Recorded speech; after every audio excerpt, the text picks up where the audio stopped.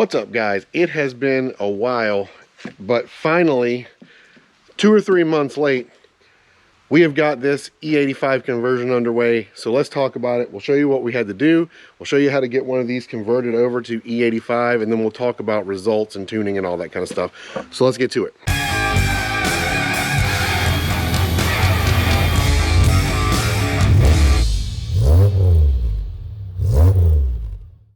So here we are again with the 99 GTP project car, and what we've been working on here is the E85 conversion.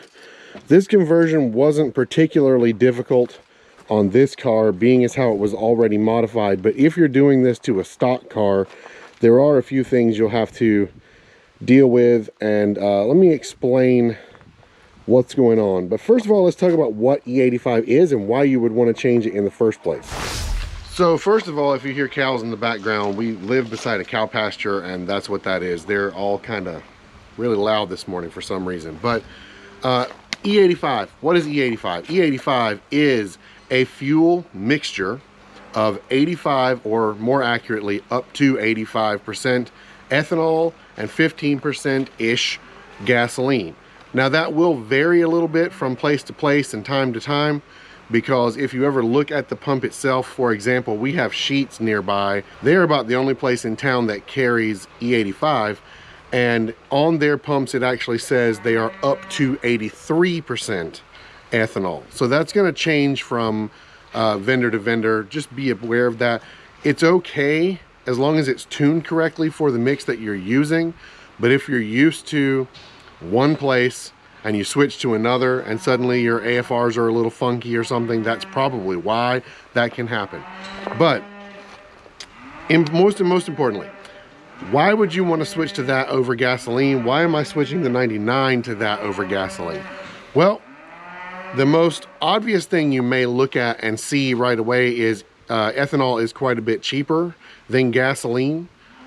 But keep in mind, this is not a fuel saving modification, because yes, it is cheaper to buy E85, but you're also going to use a lot more E85 than you would gasoline.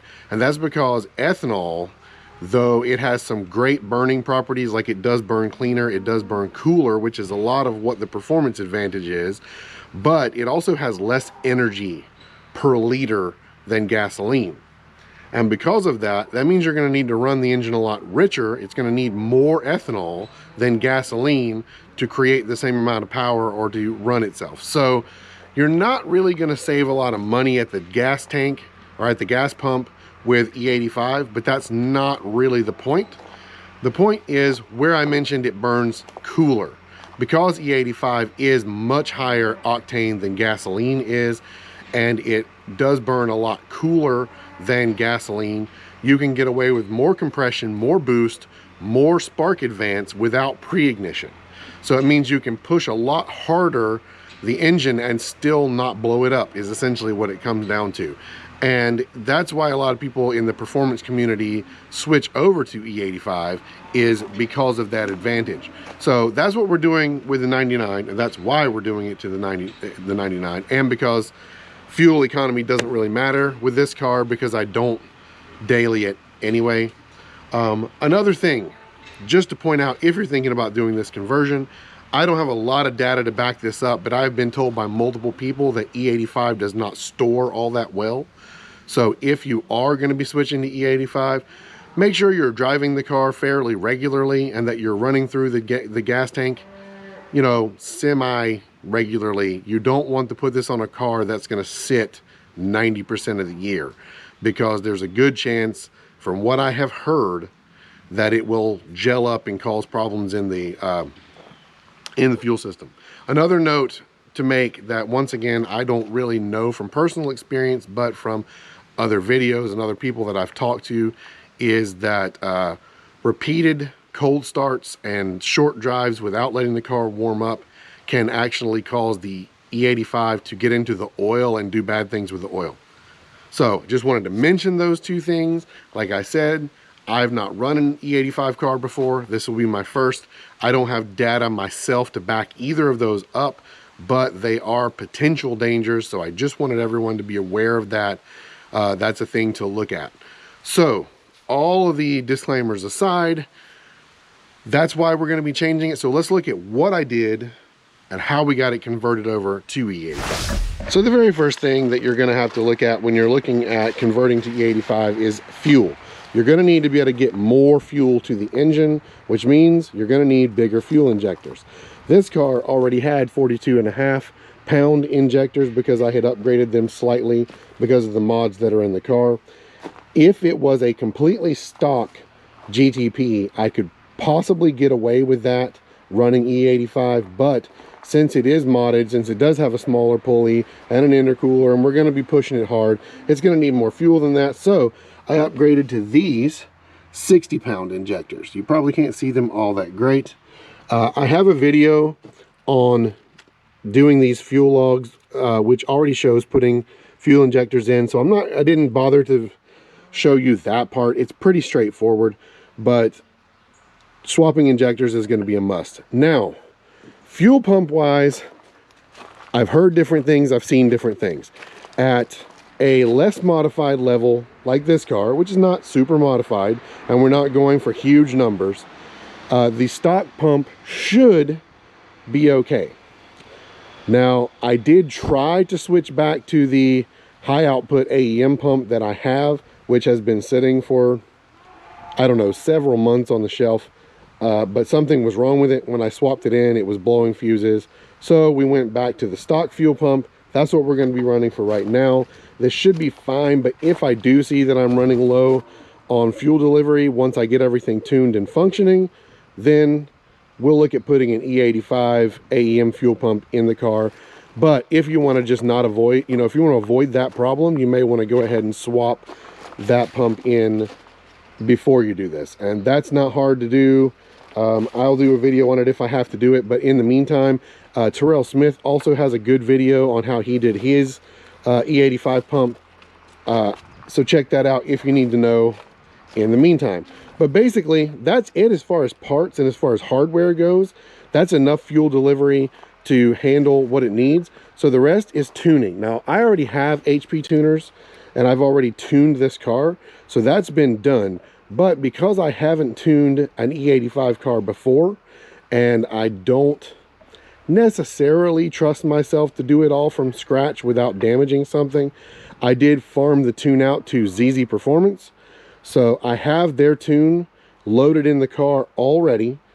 So everything is pretty much ready to go. Now, what I did do to switch the fuel out, because obviously if it's tuned for one, it's not going to run the other. So you're going to need to empty all the gasoline out of your pump, out of your tank, and you're going to need to fill it with E85. All I did to do that was I disconnected the feed line back there, ran it into a gas can, and jumped the fuel pump relay to get the pump to run constantly, and I just pumped it all out till it wouldn't pump any more fuel out. So that got it as low as I could possibly get it. Then I went to the gas station with big 5-gallon tanks and brought back 10 gallons of E85, put that in the tank. So that's sloshed around now and everything. So we should be at this point ready to go. And forgive how dirty this car is. It's been sitting for months, and I have honestly just not been able to get to it to clean it or anything, but that's going to change very, very soon. So it should be ready to go. So all that's left to do now is start it, see how well it runs. Then what we're going to be doing is data logging and going back and forth with ZZP. I'll talk about that in a minute. Let's just go ahead and get a start up and see what it sounds like and how well it runs on its very first tune with the E85.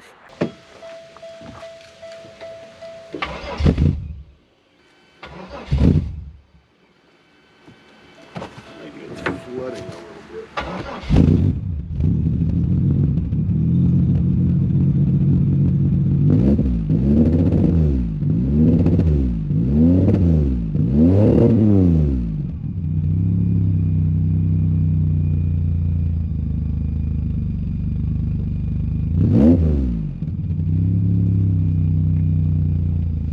So with the initial tune in, it does run. It doesn't run perfect. The fuel trims are way off and it's running pretty rich right now, but that's to be expected with the initial tune.